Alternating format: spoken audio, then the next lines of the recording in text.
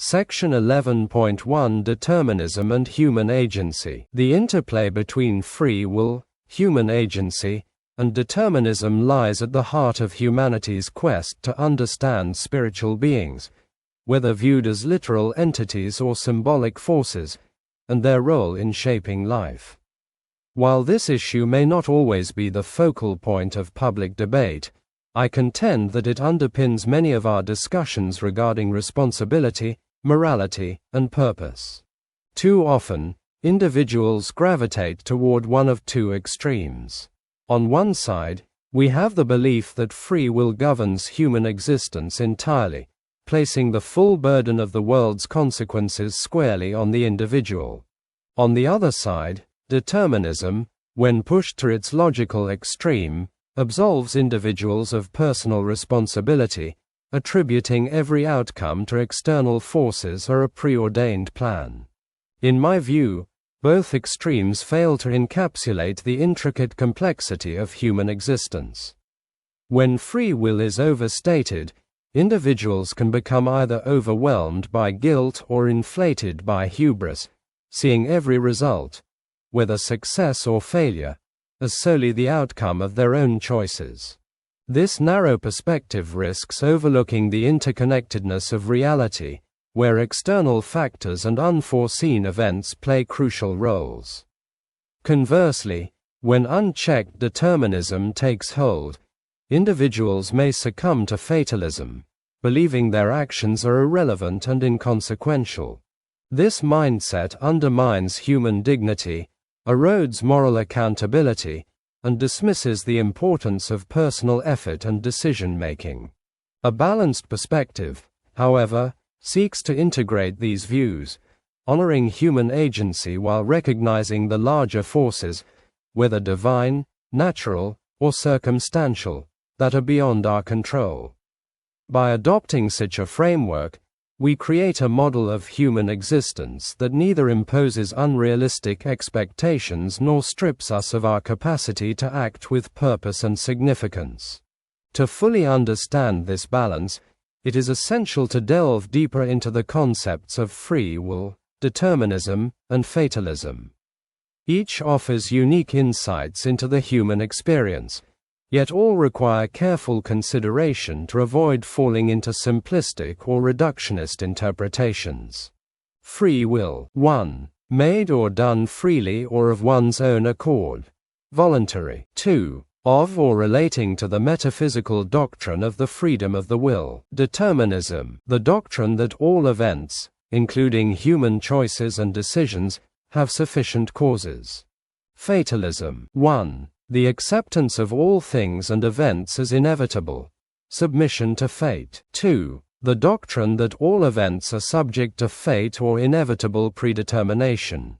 To delve deeper into this concept, let us turn to the analogy of an artist creating a work of art, and how a proponent of free will versus a determinist would interpret the artistic process. Picture an artist standing before a blank canvas, equipped with an array of paints and brushes. In this scenario, the artist is entirely free to choose the colors, strokes, and composition of the painting. While there may be external influences, such as their mood, skill level, or momentary inspiration, the decisions regarding the picture are ultimately made by the artist. This scenario illustrates the concept of free will, the idea that an individual can make genuine choices, influenced by various factors but not entirely dictated by them. The final artwork is the result of the artist's decisions and creative process. Now, imagine the same artist, but this time the canvas already bears a faint, pre-drawn sketch outlining the subject matter. The artist still retains the freedom to decide how to shade, color, and embellish the image, but the basic structure has already been established. This represents determinism, the belief that while there is room for choice and variation, the broader framework is already determined. The artist's choices operate within a predetermined structure, and while these choices may add individual flair and detail, the outcome cannot deviate too far from the original sketch. The overall direction of the artwork is already set, but the artist still contributes unique elements through their decisions. Both perspectives, free will and determinism, can be seen as existing in varying degrees, but for the sake of this analogy, we will consider a more moderate comparison. Finally, imagine a scenario in which a fully painted canvas is delivered to the artist, and they are told, "This is your final product." In this case, the painter has no ability to alter the image. They must accept it as it is. There is no room for choices or changes. The painting is complete and immutable. This represents fatalism, the belief that the result is inevitable and unchangeable, regardless of individual actions.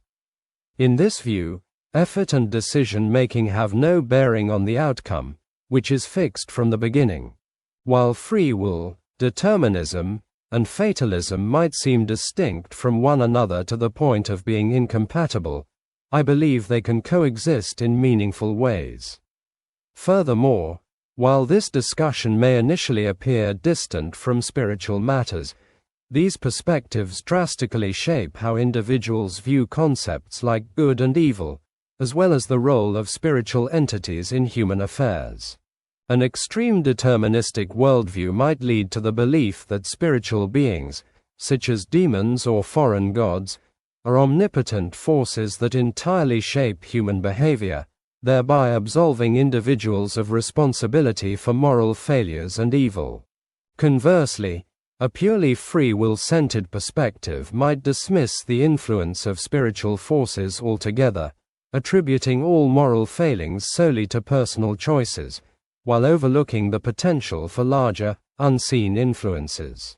I believe that the biblical narrative provides a middle ground for reconciling free will, determinism, and fatalism, particularly through the imagery of the potter and the clay in the book of Jeremiah. Jeremiah chapter 18 verses 1 to 10. The word which came to Jeremiah from the Lord, saying, Arise, and go down to the potter's house, and there I will cause thee to hear my words. Then I went down to the potter's house, and, behold, he wrought a work on the wheels. And the vessel that he made of clay was marred in the hand of the potter. So he made it again another vessel, as seemed good to the potter to make it. Then the word of the Lord came to me, saying, O house of Israel, cannot I do with you as this potter? Saith the Lord, Behold, as the clay is in the potter's hand, so are ye in mine hand, O house of Israel. At what instant I shall speak concerning a nation, and concerning a kingdom, to pluck up, and to pull down, and to destroy it. If that nation, against whom I have pronounced, turn from their evil, I will repent of the evil that I thought to do unto them. And at what instant I shall speak concerning a nation, and concerning a kingdom, to build and to plant it. If it do evil in my sight, that it obey not my voice, then I will repent of the good, wherewith I said I would benefit them. In the context of Jeremiah's imagery of the potter's hand, the relationship between free will and God's ultimate authority may seem paradoxical. If God is the potter and humanity the clay, how do human choices fit within this divine framework? One way to reconcile this tension is by recognizing that while God sovereignly governs the overarching narrative of creation, human free will operates within fixed points. After all, God is the foundation of reality.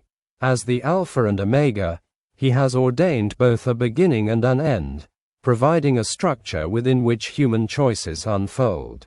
While there are fixed starting and ending points, human beings still possess the capacity to make real, meaningful choices within that span. In this view, the potter maintains control over the overarching direction, yet the clay, symbolizing humanity, still possesses a degree of autonomy.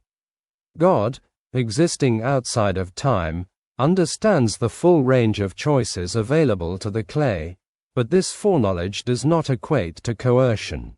Rather, it offers a dynamic, relational framework in which God actively engages with human freedom, ensuring his ultimate purposes are fulfilled without negating the essential nature of human agency. As we have discussed previously, God has granted humanity the freedom to attempt to define morality after the fall in the garden.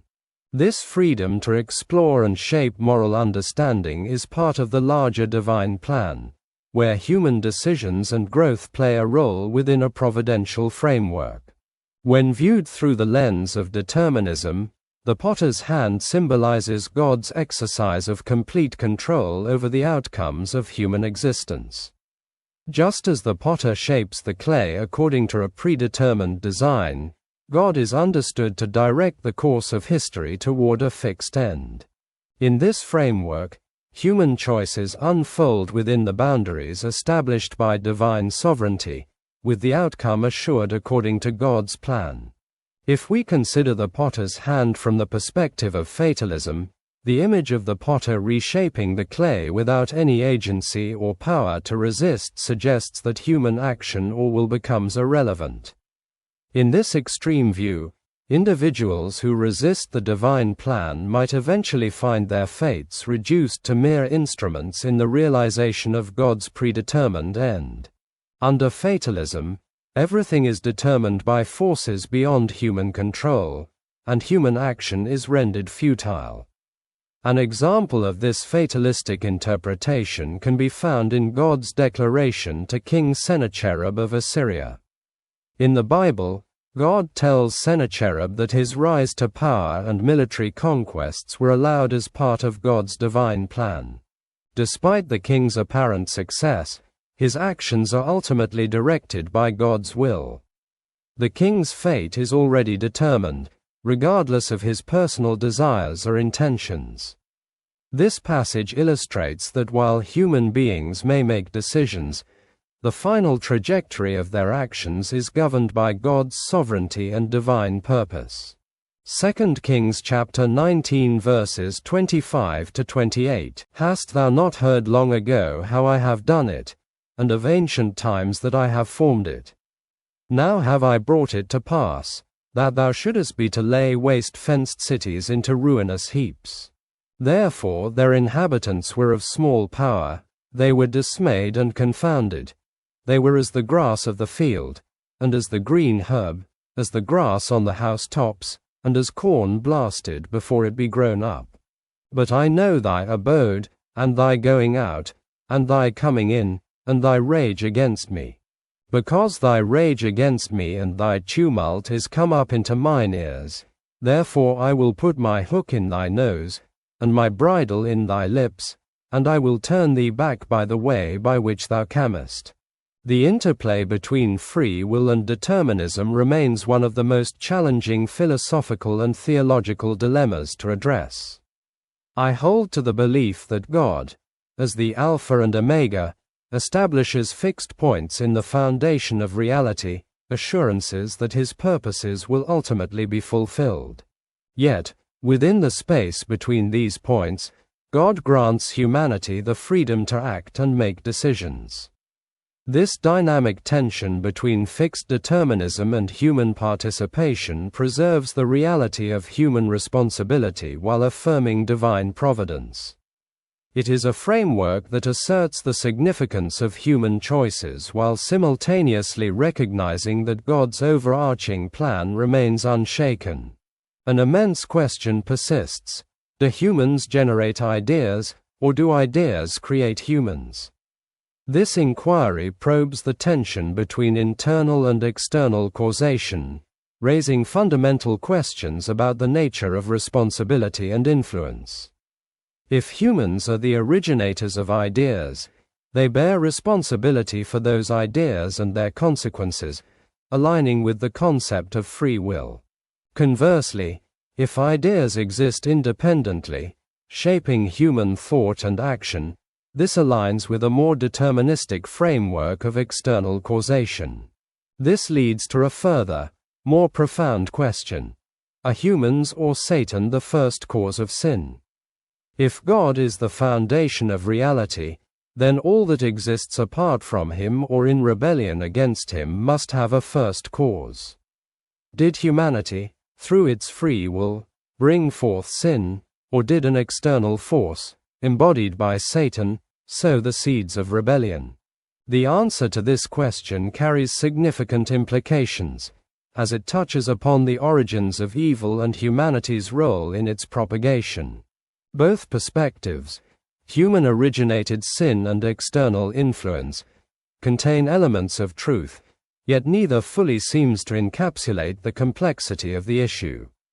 Ideas, actions, and even rebellion often emerge from a dynamic interplay between individual creativity, personal choice, and broader cultural or spiritual forces. This suggests the need for a synthesis of internal and external causation, where human agency and external influences coexist, shaping the intricate narrative of existence and moral responsibility. As I emphasized at the outset of this volume, my aim is not to deliver definitive conclusions but to encourage thoughtful and meaningful dialogue. These are extremely challenging and multifaceted questions that resist simple answers, demanding ongoing reflection and careful consideration. What I can assert with confidence is the importance of approaching life with a balanced perspective. We must acknowledge that human agency carries real weight and significance, affirming our responsibility to act with wisdom, integrity, and intentionality. Yet, we must also embrace a posture of humility, recognizing the presence of forces beyond our control, complex influences that shape and contribute to every outcome. This balance between agency and humility offers, I believe, a prudent framework for navigating the intricate waters of free will, determinism, and fatalism. By holding these two perspectives in productive tension, we position ourselves to engage more deeply with the mysteries of existence, equipping ourselves to face life's uncertainties with resilience and a measure of grace.